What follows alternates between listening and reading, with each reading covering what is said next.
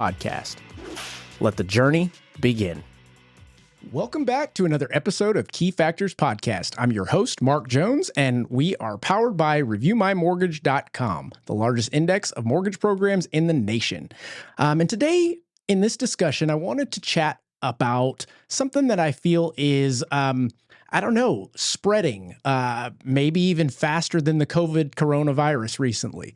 But with that being said, I'd like to start with this video.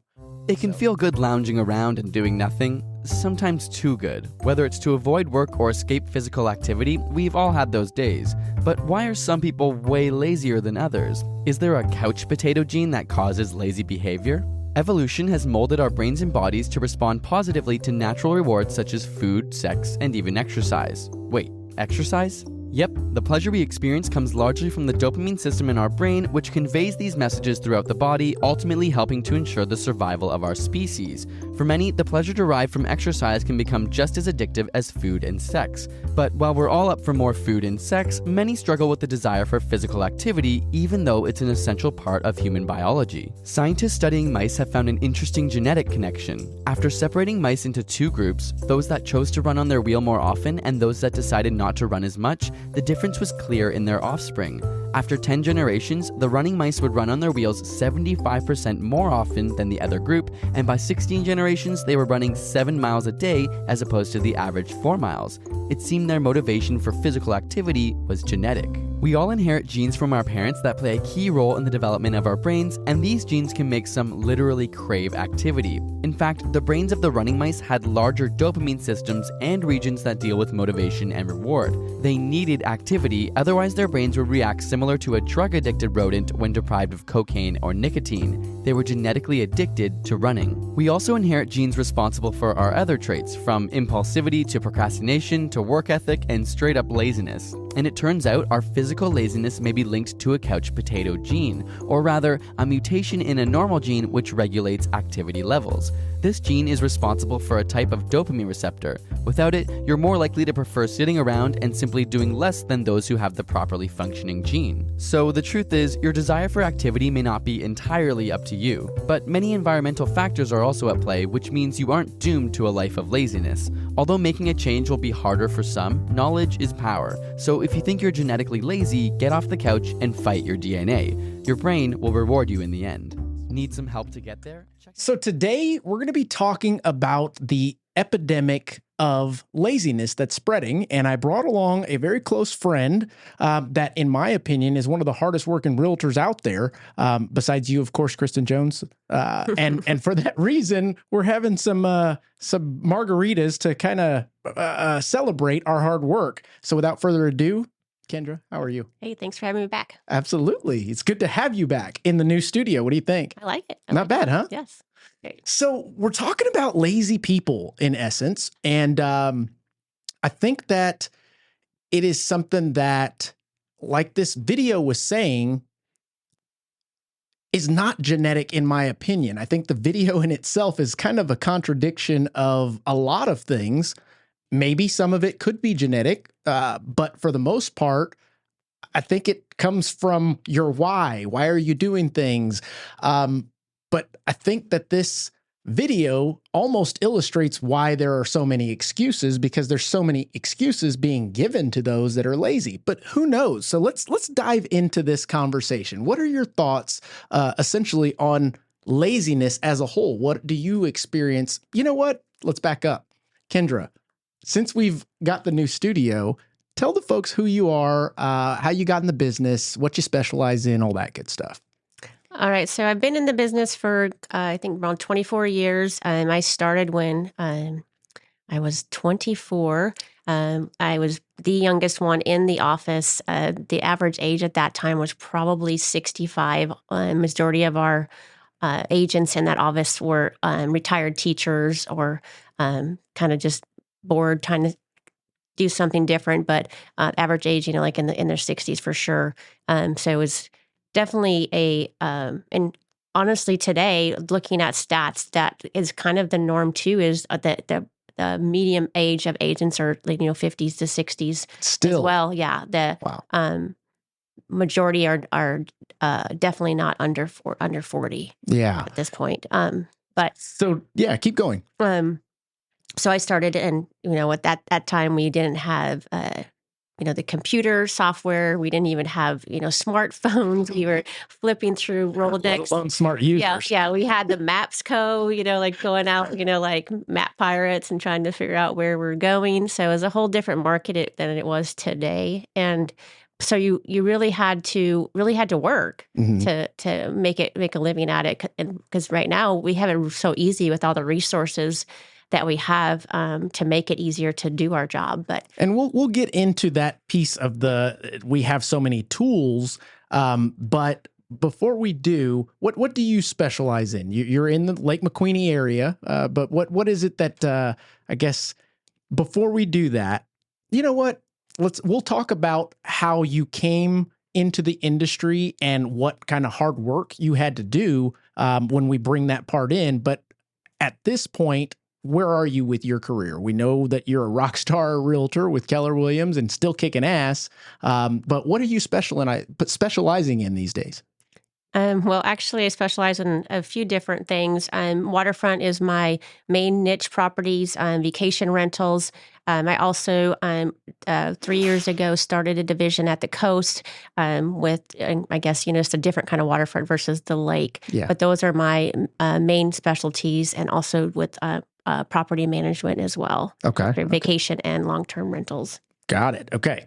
So now that you've been doing that quite some time, let's dive into this discussion. I'm eager. I'm excited to have it with somebody that can be honest and without fear, just tell it like it is, or at least from our perspective.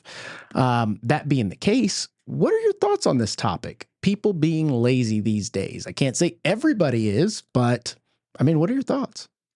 Well, it's very frustrating, because not only do I do real estate, but I also own a coffee shop, and just the turnover that I've had since the 6 months we've been open, just because of purely the fact that people don't really want to work. They say they want to work, but they really don't. At the end of the day, they just hoping that they'll get paid to basically do nothing. Right. And it's very frustrating, because I've had a job since I've been 12 years old, and I've literally had a job ever since. I might have had 1 month when I moved from Minnesota to Texas that I did not have a job since then.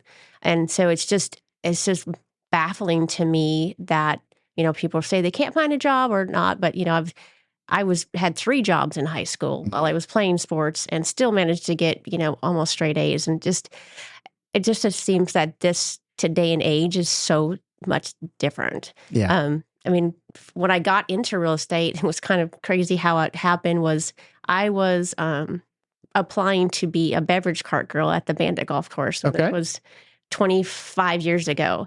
And I applied for that job, no lie, 7 times. And they just kept saying, no, we're full. And finally, the 7th time I went in there, he said, I don't have a spot for you, but I'm hiring you, because I've never seen somebody so persistent on wanting something. How freaking cool, Yeah. man. Yeah, no, I knew that, but it's important for folks to know and understand where you're coming from when you say that you're seeing a lot of lazy around, whether it is from the lack of desire to do that job or that specific job, or a genetic trait, like they say in that video. There's got to be some root causes to it, and we can only speculate. That being the case, what do you think that it's caused from? Because your experience, not only from the real estate side, but also now that you've got the coffee shop, and I'm sure you see it just like I do when you go to a restaurant, or when you go to a drive-through fast food, anything. It's like, are you guys serious right now? And then expect a tip. It's ridiculous. So what are you seeing as far as, like you said, you have high turnover right now, and that's in a short period of time. What traits are you seeing that is making you believe that they're lazy at the time? Like, what are they going through? What is... Well, just recently, I had put an ad on Indeed just because I needed more employees, and so I had got 55 people that applied. Okay. I decided to do just a simple question back to all of them without really even looking at there, to see if they could just literally complete that simple task. And all I usually said is, why would you like to work at this coffee shop? Mm-hmm. And why are you leaving the current job you're at? Right. I only got a response from 10 of them. Oh, wow. And then at that point, I asked another question. I said, okay, well, I'm going to send you an application so I can check references. And that at that point, then I'll have you come in for an interview. Right. I've only had one person that's completed that application. And it's just that they just feel like they apply. Well, I automatically got the job. Let me start. When do I go? And that's not really going any further. So, and then, or we'll cancel an interview and then, 2 or 3 times and say, well, sorry, this, like it's no big deal. Yeah, things happen or didn't show up. I'm like, no, that's not okay. Right. And so it's just, that was not something that I grew up, being able to do. Same. You weren't late, you weren't late and you showed up on time. You didn't call in and, just even right now at the schools. Right. Since COVID, the school is letting kids get away with like 20 absences and still finish the year as long as they make up an hour of time. Mm-hmm. And I was talking to one of the higher up education people in the school and I said, this is crazy. And she said, yep. She said, it's ever since COVID, they're just let it go. I'm like, why? We're not teaching our kids anything that they can be tardy or absent and then, oh, no big deal, moving on to the real world. So right. It's like I said, it's not just it's in everything. Mm-hmm. And some of it was already there before COVID, but it's really kind of escalated, I feel like, since then. I definitely agree in regards to the COVID situation. It changed many's lifestyle quickly. And to a certain extent, you can almost say or ask the question, did it change their lifestyle or did it allow them the lifestyle that they always kind of strived for, which was to be this fly on the wall going through the motions? Because in my opinion, when you talk about the application process to get into the shop, they just went through the motions. It's like, okay, are you guys just applying for unemployment benefits? Yeah, how you have to that's just what apply. I wonder. It's like, you have to show that you're applying, and that's what it is. And I don't know. I'd like to ask them that, but I'm not going to get an answer. No, you won't. That's right. So we don't really know what the reasoning is. Why they're not applying or replying. But yeah, it's definitely something that I feel like and.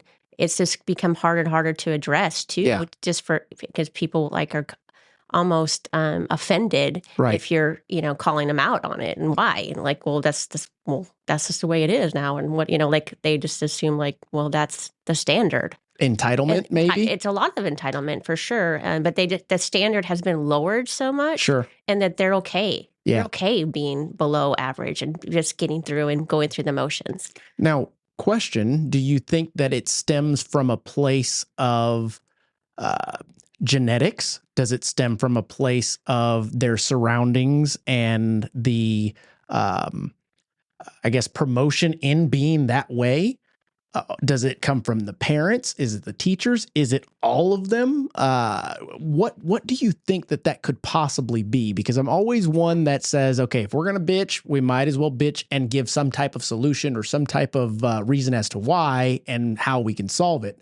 Obviously, we're not going to solve it here today, right? But it will get those listening, watching to maybe think and incorporate something in their life. And if they don't notice it by now, maybe they'll start opening their eyes to seeing it.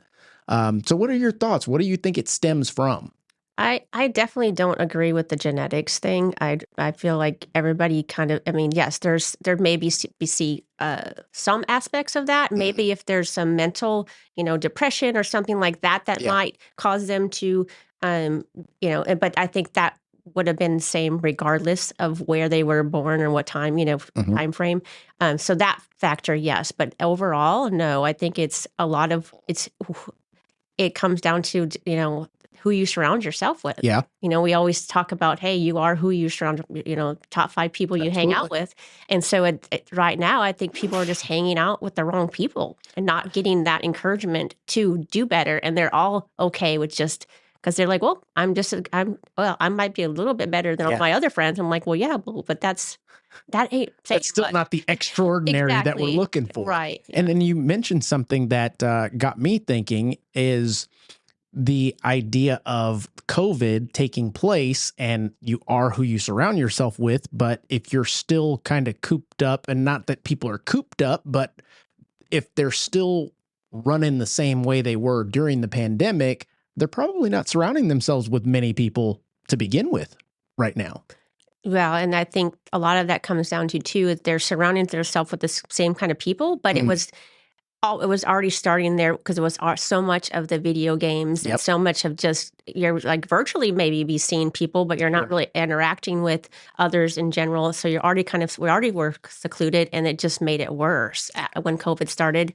And then when, it made it easy to do and, online school, which that was a joke. I mean, they were not learning what the, normal year would be. No, you're right. It was just like cut down, and if you didn't turn your assignment, no big deal. Like it was just like it was a joke. Literally, and they still passed them. The teacher still got paid. I mean, you are correct. That was something that, in my opinion, lasted way too long. Like many other things that lasted way too long during that period. But we won't go down the political road today. Yeah.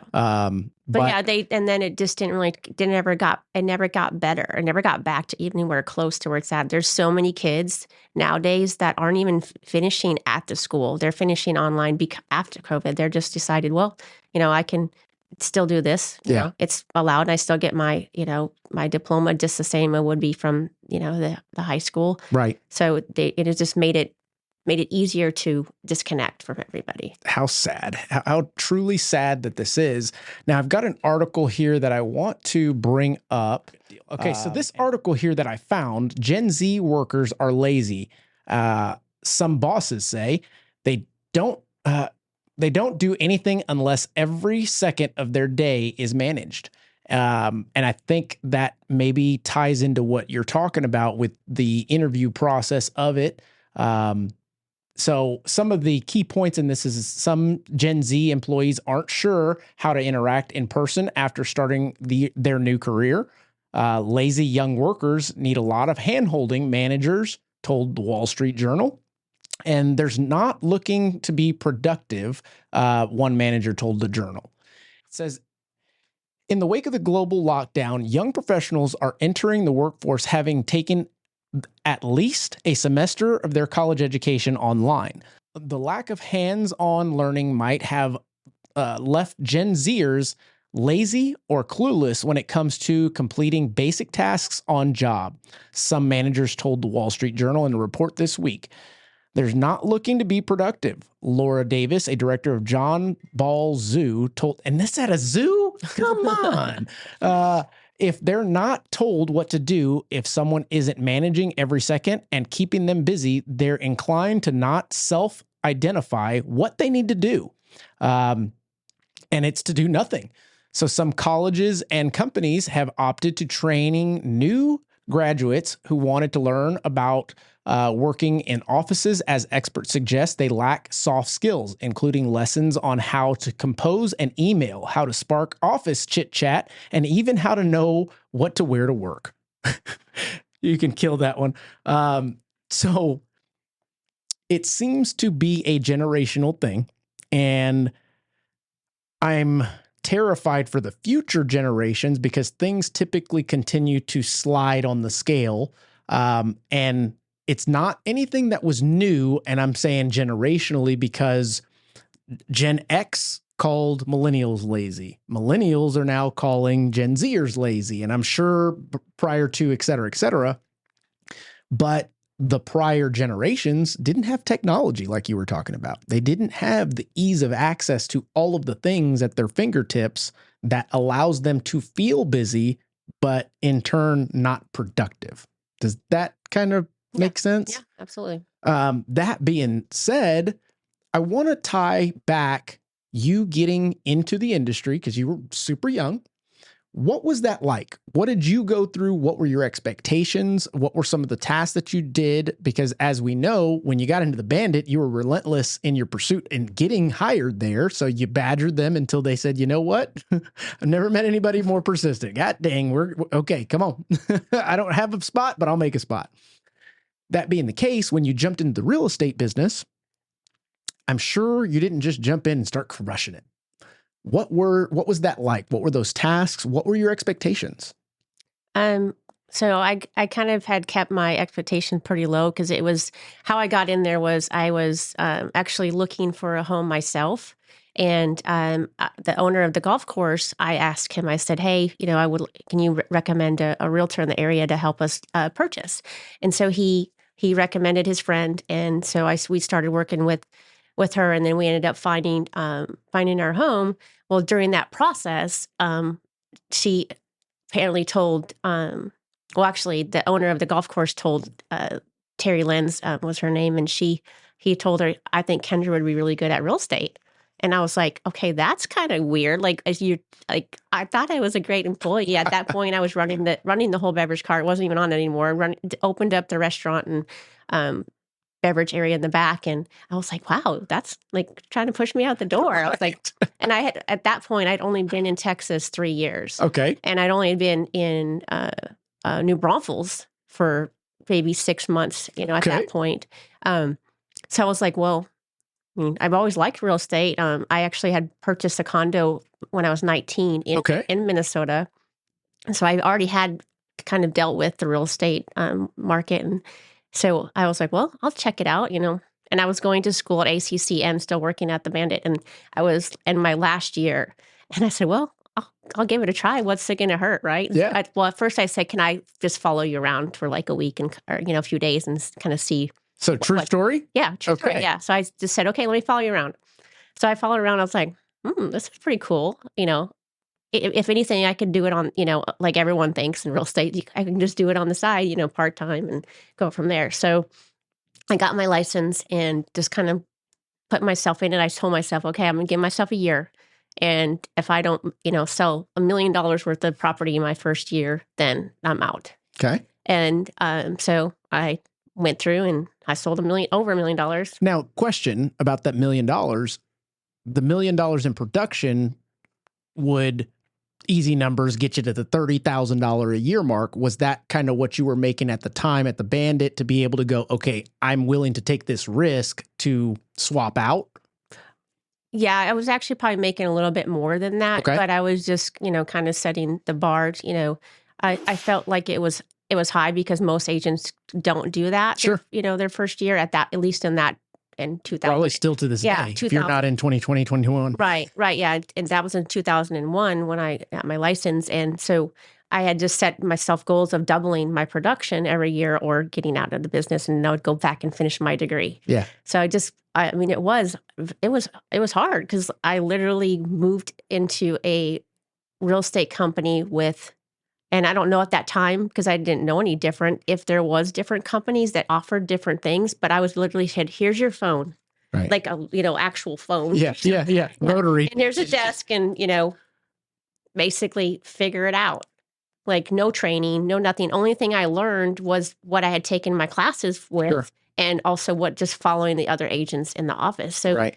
I probably learned a lot of the bad habits because they had been in the business so long. And you may not even know this, but there, at that time, I don't think it's the case anymore, but agents didn't have to do continuing education after a certain point. Okay. If they were in it or grandfathered in. Yeah. So there was agents in our office that hadn't taken a new class in probably 15 years. So, wow. Using Post-it notes as their little filing system. And just, crazy. So I learned probably badly, kind of like, when you learn to drive. Yeah.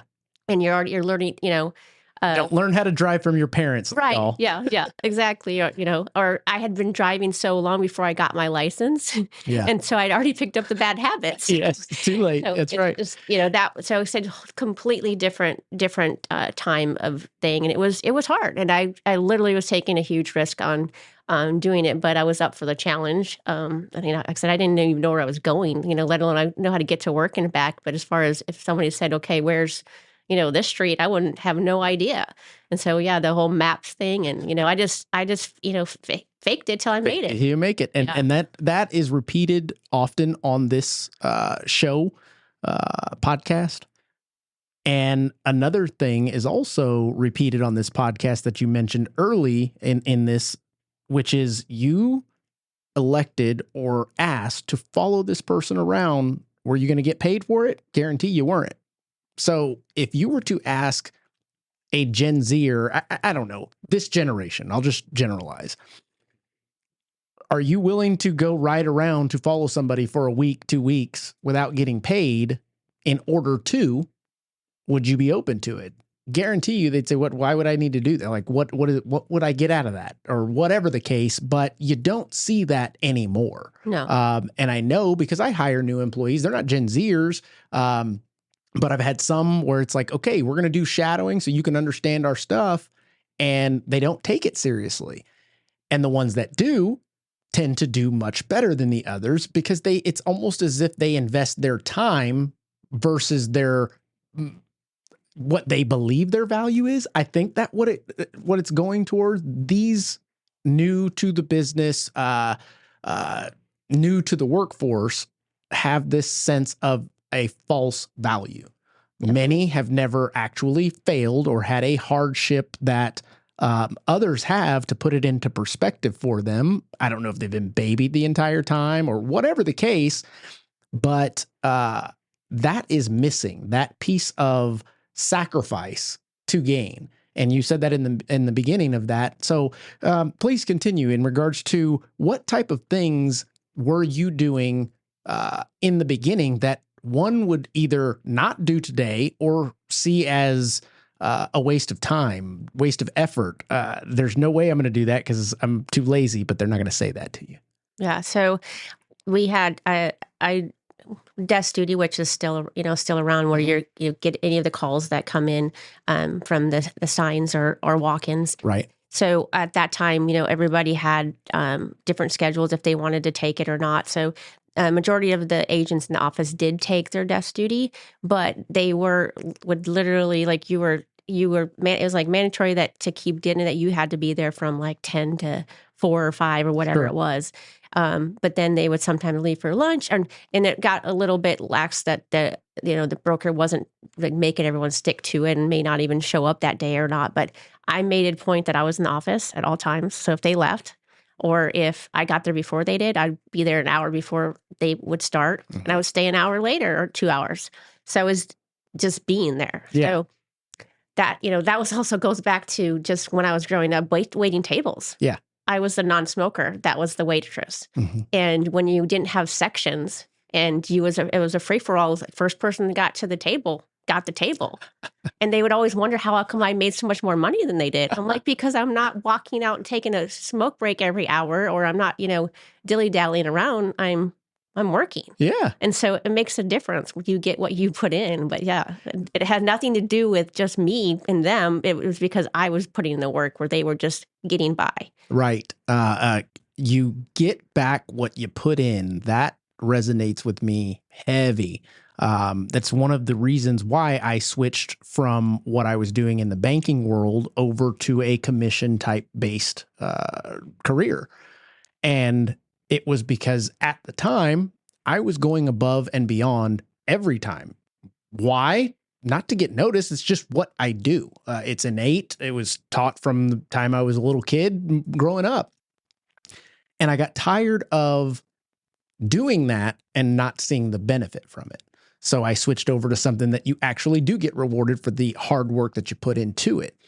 And I think that maybe that is missed these days as we roll this discussion into the career path that we're both in and what we're seeing right now in regards to the lack of, I don't know, is it laziness? Is it, I don't know. What are your thoughts? What is I can't say it's lack of knowledge because knowledge is at your fingertips.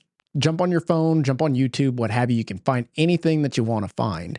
But I think it stems from a lack of why, a lack of purpose, a lack of, and I've heard maybe we can look it up here in a moment, but the Gen Zers essentially don't want to do something that they're not emotionally attached to, or it's not helping the world, or something along those lines. And to me, any which way you look at that concept, in order for you to help the world, it starts with one. You've got to contribute, and your contribution can then multiply through the lives of others. But if you are doing this and not actually moving and trying different things and failing and working hard, how much really are you contributing to society? And I think the answer is very little, especially in our industry these days. So we can shift this conversation into the NAR settlement that came out and the amount of fear that we're seeing, especially on social media. That's all I see on my feed for the last month now.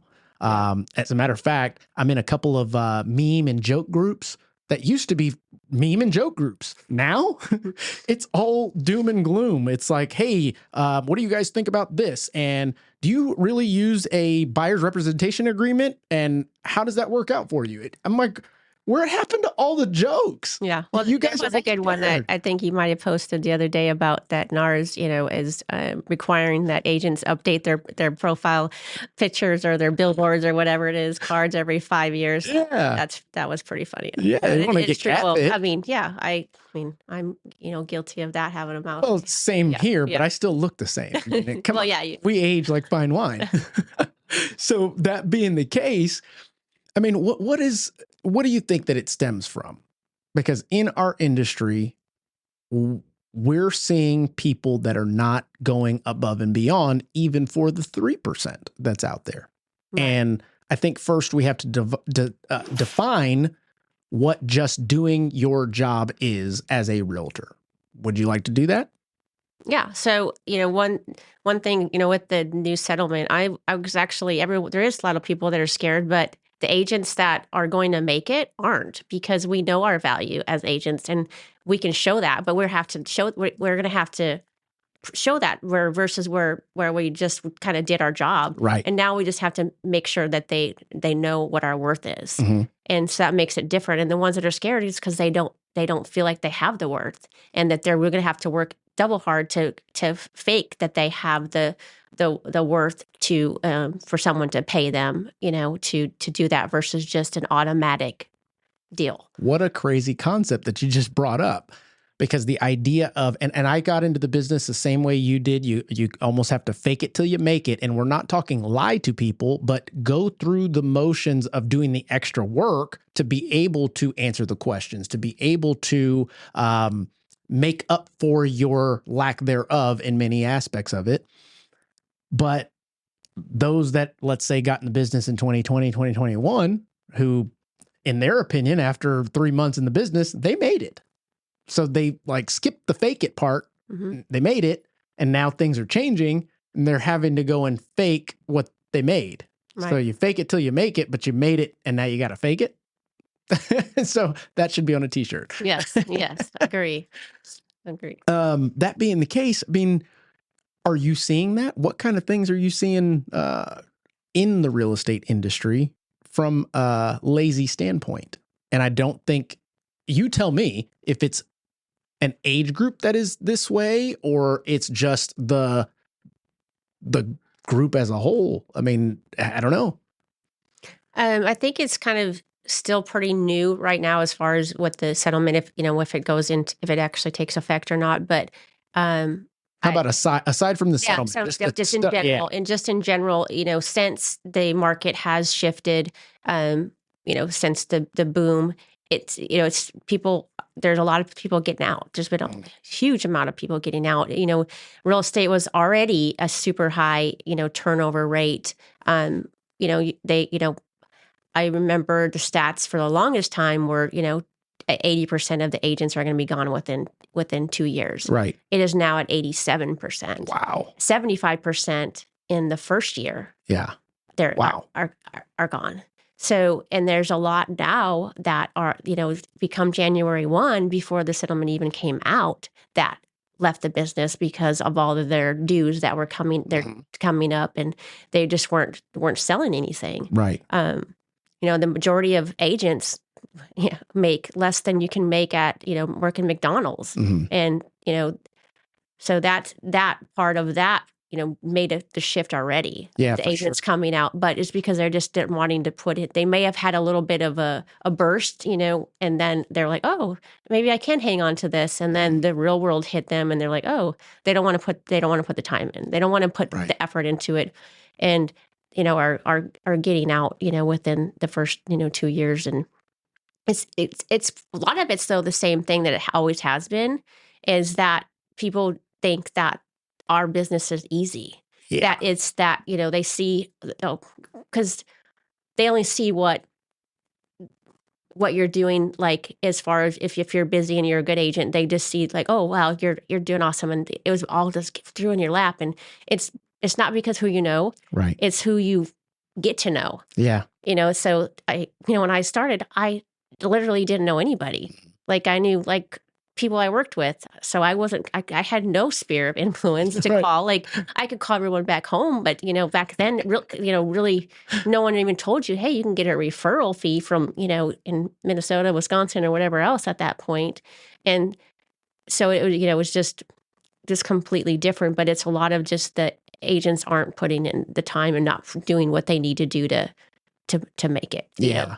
And it comes down to what they said about, if it's not written down in the checklist to go to do it, well, it kind of is if you look for it, if you want it. There you go. They're like, okay, well, this is what you need to do to make it, but you're not getting paid to go through that checklist and do the work. So that's part of what you said, is that people aren't getting anything out of it because they're not wanting to get anything out of it. Right. And if they're paid to do it, probably less that they get out of it. So the ones that are going to make it are the ones that are doing internships for free, or doing things, or following around and wanting to know the all knowledge, versus having to be made to do it. No, I think you're on the money with that. And it's like when we talk about right now, and you know what? I'll go back to maybe a year ago when rates started trickling up, and then all of a sudden, boom, they went up and volume like stopped real quickly. Then it started to slowly pick back up. Now we're nowhere near what it was, but myself and many other top producers, both mortgage and real estate side, were singing the same song. It's back to basics, guys. It's back to basics. And I don't think that the new age of realtors, new age of loan officers even got an opportunity to understand or figure out or to establish what the basics were for themselves. Right. They jumped in, they put a social media post out, said I was a realtor, rates were 3% or sub 3%, and boom, they got a customer. And then all of a sudden, your lender approved them, and they show them the house that's multiple offers, so they think it's the right time because everybody wants it bad, and now they're a homeowner. And you're on to the next one. So there was never any, how do I utilize my sphere of influence to gain additional referrals? How do I even do an open house? There weren't open houses that were going on then. You would looked at like you were silly if you asked a realtor, hey, can I join you in your next open house? They were like, what? Yeah. No, I'm just going to list it. What are you talking about? It's going to sell. And it did. So the logic is, in your early pieces of your career, you had an opportunity to establish what the basics were. You knew you had to call X amount of people. You knew you had to shake amount of hands, kiss babies, all that jazz, track your referrals, etc. But I don't think that they understood that. And then when it was time to start doing it, they're behind already. They're quite a bit behind, actually.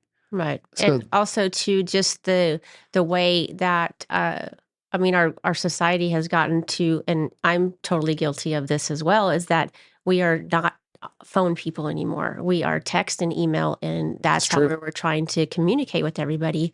But there is that generation that still appreciates that phone call, to talk, or even the agent. There's certain agents that I know, like, they would rather just talk to me than text me, and So that difference too has made a big thing. Is like, okay, well, I reached out to my sphere. I'm like, well, what did you do? Well, I sent them a text message or email. But yes, those are good to kind of repeat things, Remind them, yeah. remind them, but not if you're truly wanting to get their engagement and correspondence. Like if you send somebody an email, you're not going to be like, "Hi, how are you?" They're going to be like, "I'm good. Hope you're good too. Thanks." Like You're right. that's it, right? So that I think that difference has made, as far as for newer agents coming in, is they need to know, like, to really establish, to get your business Right. to where it needs to be. Those things need to go back to doing that. I've got another example. I mean, you mentioned that, and it made me think of the following, which is when someone is setting out to do a class, educational class, to buyers, to realtors,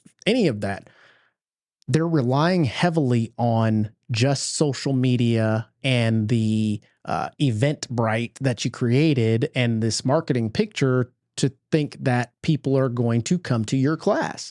When back when I was doing classes pretty heavily, the idea was I would create the social media group, I would create the marketing content, but then I had to go and visit people and talk to them and establish a relationship and then invite them and give them a reason why they should come. And that reason was me. In addition to a couple of days before the actual class, I called them to make sure, like, Right. hey, are you going to be here? Why? Because I'm about to buy food and I don't want to buy food for people that aren't going to be there. That's the reason why I used. Was it real? Absolutely. But realistically, it was a great way to say, are you going to show up or not? Like like you're putting them up. Like if you just don't show up, they're like, oh, he's not even know I wasn't there. Correct. But if you're doing that, then you're kind of like, oh, I'm expecting you to be here, and right. That letdown, and that's, I think, more of a society needs to have that letdown of knowing that they're letting themselves down for one. I mean, number one, and then other people. But I don't think that right now that there is enough of that. Right. Right. And I mean, taking that same example, you've got people that attempt a class and a couple people show up, or no one shows up for that matter, so they don't do it anymore. Right. That's it. I failed. And my message to those is you only fail when you stop or when you give up. So you may have found one way that did not work. Right. Are you going to keep going or not? And I don't know if it's lazy. In the end, is it lazy or is it lack of experience? And then before that, the lack of experience is lack of motivation and effort. Yeah. And effort to actually try something new and to finish something you started. Right. Well, in another example, since I started the coffee shop, I've been trying to do different group activities to get people in there. And like aerobics and step class? Yes, that's coming too, right after you chug an espresso shot. Yes. But I was putting out different events, and I really wasn't having a lot of people show up for them. I'm thinking, well, this is fun, like we're going to do painting with coffee, we're going to do, different things. And I've literally posted to do a women's Bible study. Like probably this is the fourth time I did it, but this time I did it different. I literally individually messaged or called and invited those people to it, rather than just putting on a social media thing and inviting them that way, where they would, went back.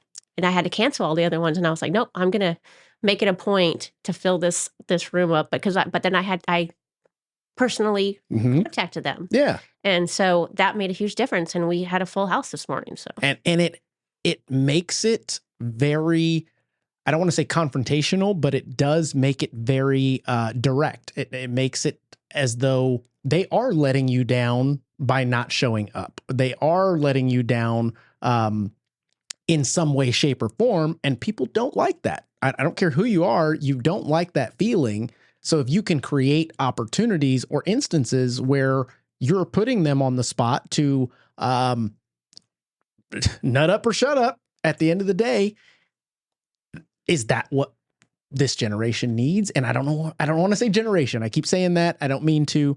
Is that what this next wave of workers, this next wave of folks in our industry need? Is more face-to-face interaction, more adversity, more confrontation? It's society in general. It's not any particular age.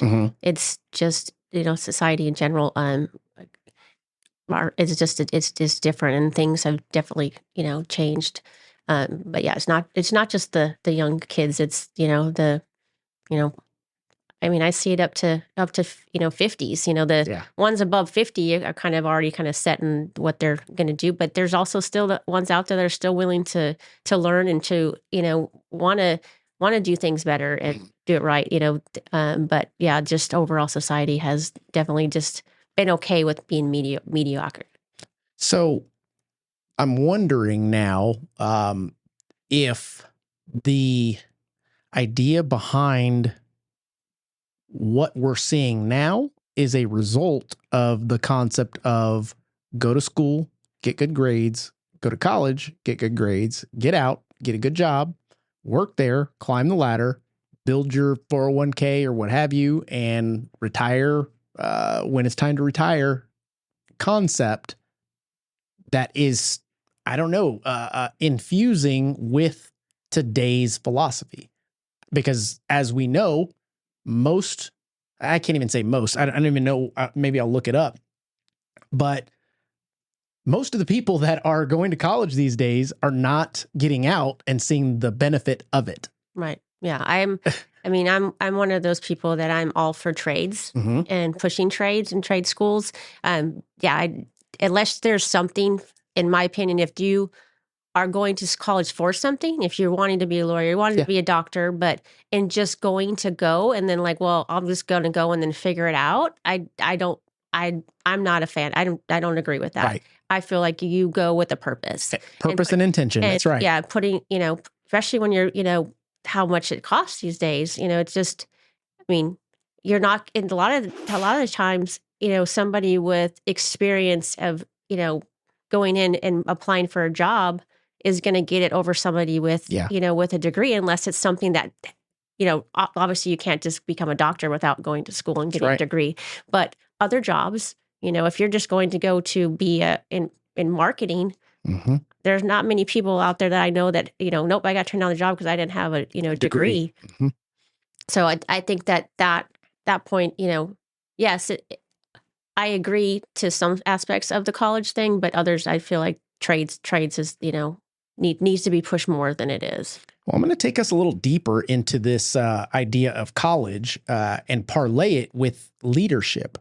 What are your thoughts on the idea that maybe behind the scenes and why we're seeing what we're seeing has a lot to do with the lack of leadership from the top?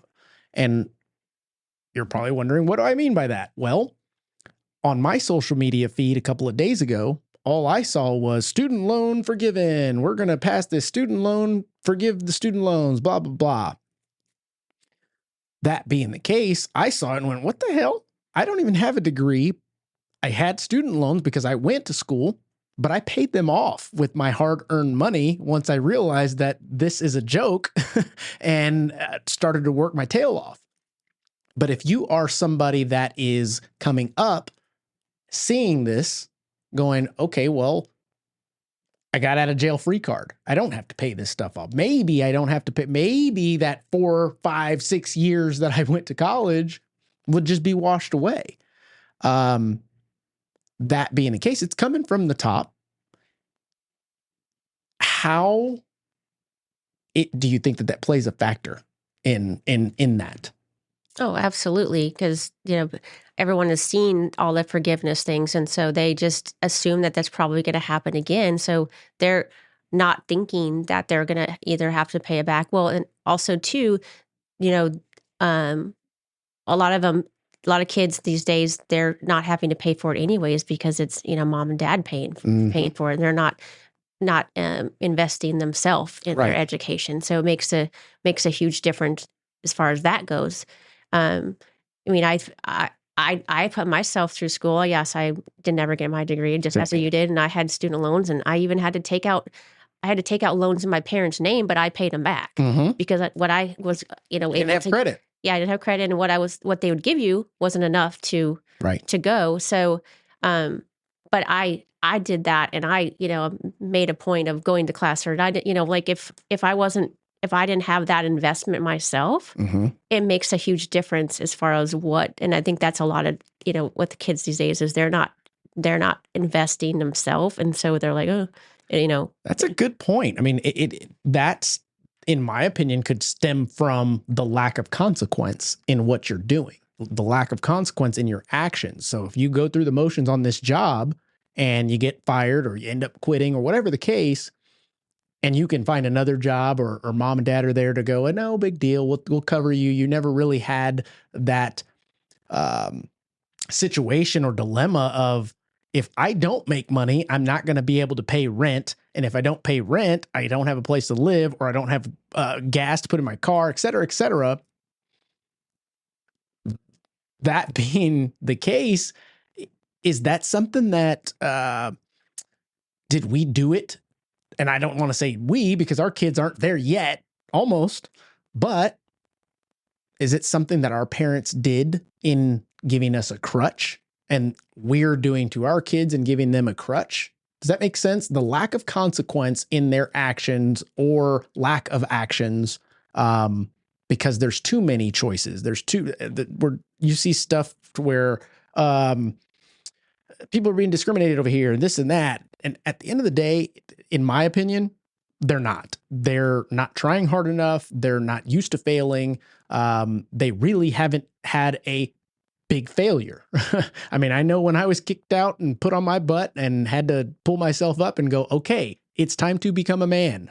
It's time to take your lumps.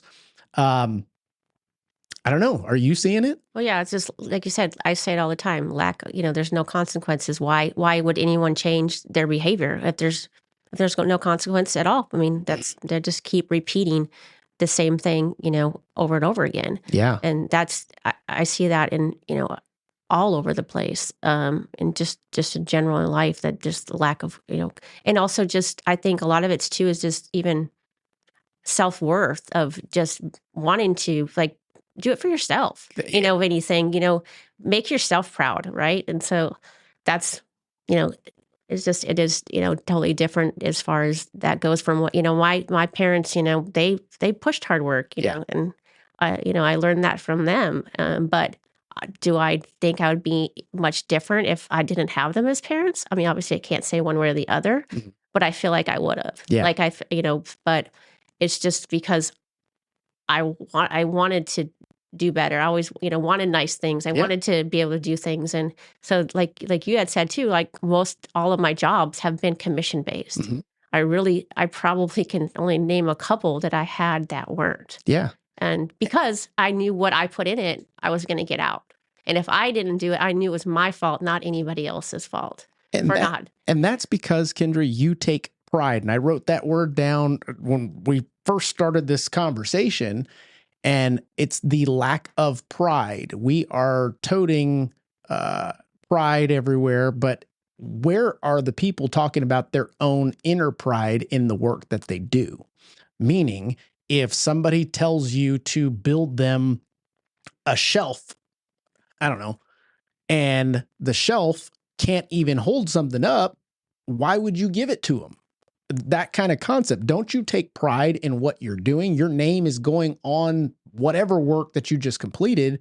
Does that mean anything to you? I wonder if there is anything, matter of fact, I'm going to check. Let me see. Just for giggles. Let's just search and see if there is, are there any studies that show a lack of pride in the workplace? Boom.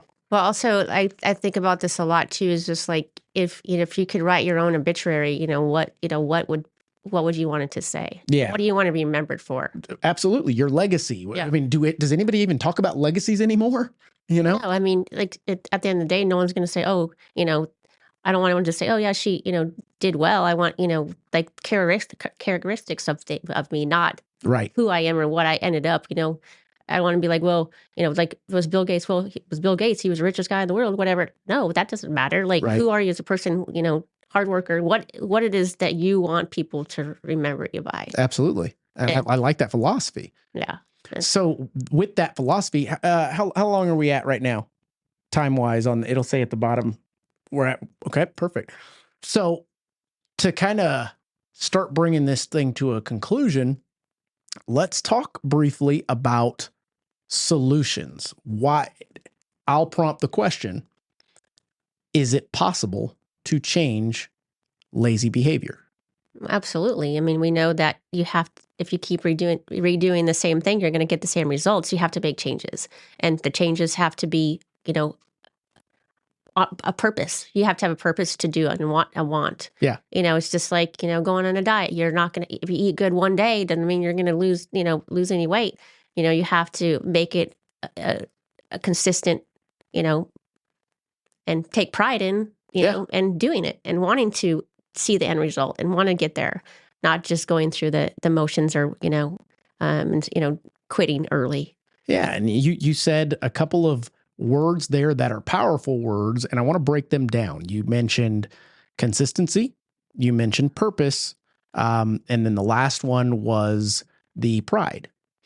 So in order to, in my opinion, work for something that you're going to take pride in, you've got to be doing it for a purpose. And those purposes that you can come up with, I don't care if they're materialistic or not, you've got to find your purpose or what your why is. What are you, what is the why behind what you're actually doing? Is this a means to an end? Are you just doing this as a realtor, lender, etc., just to make enough money to do something? If that's the case, no problem. That's your why. Is it because you want to leave a legacy? Great. Even greater why.